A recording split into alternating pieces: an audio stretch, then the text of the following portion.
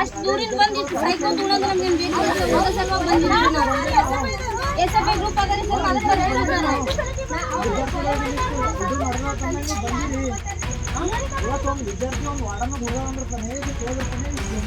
Sir ಯಾರು ಬಂದು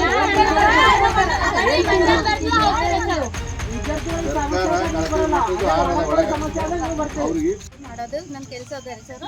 ನನ್ನ ಕೆಲಸ ನಾವು ಮಾಡ್ಲಾಕ ನಂಗೆ ಅಡ್ಡಿಪಡಿಸ್ರಿ ಸರ್. ನನಗೆ ಬಂದು ಏಕವಚನದಲ್ಲಿ ಕೇಳಿ ಯಾಕ ಏನು ಮಾಡ್ಯಾರ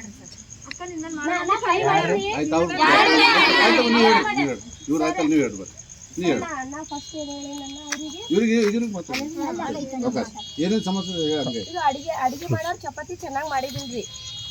ನಿನ್ನೆ ಇವತ್ತು ಮಾರ್ನಿಂಗ್ ಚೆನ್ನಾಗಿ ಮಾಡಿದ್ರೆ ಆಂಟಿ ಇವತ್ತು ಯಾಕೆ ಚಪಾತಿ ಚೆನ್ನಾಗಿ ಮಾಡಿಲ್ಲ ಅಂತ ಕೇಳಿದ್ವಿ ಸರ್. ಅದನ್ನ ಅವ್ರ ಜೊತೆ ಕೇಳಿದ್ರೆ ಇವರು ವಿಡಿಯೋ ಮಾಡ್ಲತ್ತಿದ್ರು. ಮ್ಯಾಮ್ ನೀವು ವಿಡಿಯೋ ಯಾಕೆ ಮಾಡ್ಲತ್ತೀರ ಅಂತ ಇಷ್ಟು ಕ್ವಶನ್ ಮಾಡೀನ್ರಿ. ಅದಕ್ಕೆ ಮೇಡಮ್ ಏನಂದ್ರಿ ನಾನು ರಿಟರ್ನ್ ನೀವು ಮುಚ್ಕೊಂಡು ನಿಂದ್ರು ಅಂದ್ರಿ.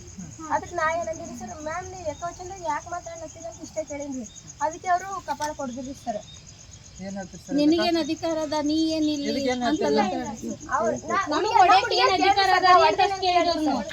ಹೊಡೆದಾಡ್ರಿ ಸರ್.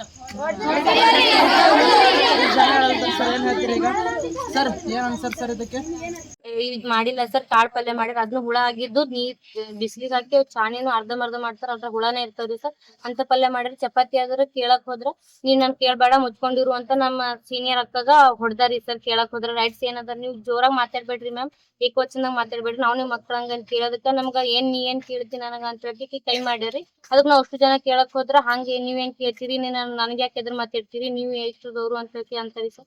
ಊಟ ನೀರ್ ಕುಡಿಬೇಕಾದ ನೀರಾಗ ಅದು 3 ತಿಂಗಳ ಐತ್ರಿ ಸರ್. ನೀರಿಂದ ಸ್ವಚ್ಛ ಮಾಡ್ಸಿಲ್ಲ, ಡ್ರಮ್ ಫುಲ್ ಎಲ್ಲ ಪಾಚಿ ಹತ್ತಿ ಕೊಟ್ಟಿವಿ ಸರ್. ಅಂದ್ರೂ ಅದ್ರಂತೆ ನೀರು ಕುಡಿಬೇಕು ಸರ್. ಕುಡ್ದು ಹುಡುಗಿಯರಿಗೆ ಟೈಫಾಯ್ಡ್ ಫೀವರ್ ಹೊಂಟಿದ್ರಿ ಸರ್. ಟೈಫಾಯ್ಡ್ ಬಂದ 3-4 ತಿಂಗಳ ಐತ್ರಿ ಸರ್. ಹುಡುಗಿಯರ್ 10 ಜನ ಅದಕ್ಕಾಗಿ ಹಾಸ್ಟೆಲ್ ಬರಲಾಗಿರಿ ಸರ್. ಊರಿಗೆ ಹದಾರಿ 140 ಹಾಸ್ಟೆಲ್ ಅಡ್ಮಿಷನ್ ಆಗಿದ್ರೆ ಅದ 70 ಜನ ಅಷ್ಟೇ ಇದ್ರಿ ಸರ್. ಆಲ್ಮೋಸ್ಟ್ ಅಲ್ಲಿ 10 ಜನ ಆರಾಮ್ ತಪ್ಪಿ ಊರಿಗೆ ಹೋಗಿರಿ ಸರ್.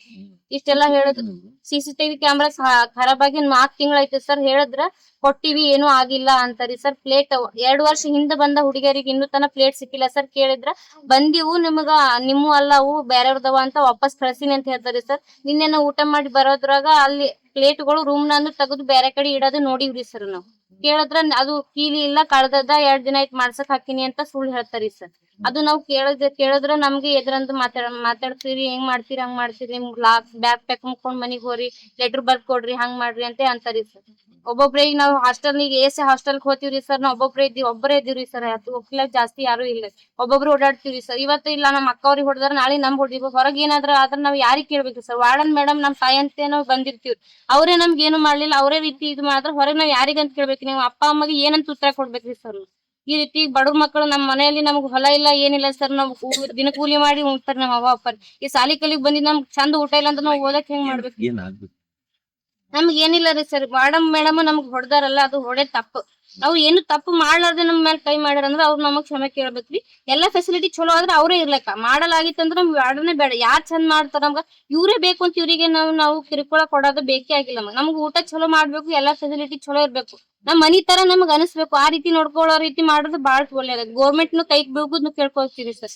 1 ತಿಂಗಳ ಅವ್ರು ಅಂತಾರ ಓರಲ್ ಆಗಿ ಹೇಳಿ ನಂತರ ಯಾವ್ದೇ ರೀತಿ ಲೆಟರ್ ಕೊಟ್ಟಿನಿ ಅಂತ ಹೇಳಿಲ್ಲ ಸರ್. ಕೊಟ್ಟಿನಿ ಅಂತ ಪ್ರೂಫ್ನು ಇಲ್ಲ ಸರ್. ಅವ್ರ ಹತ್ರ ಕೇಳಿದ್ರೆ ಓರಲ್ ಆಗಿ ಹೇಳಿ ನಮ್ಮ ಮಾಡ್ತೀನಿ ಅಂದ್ರ ಮಾಡಿಲ್ಲ ಅಂತ ಹೇಳ್ತಾರಿ ಸರ್.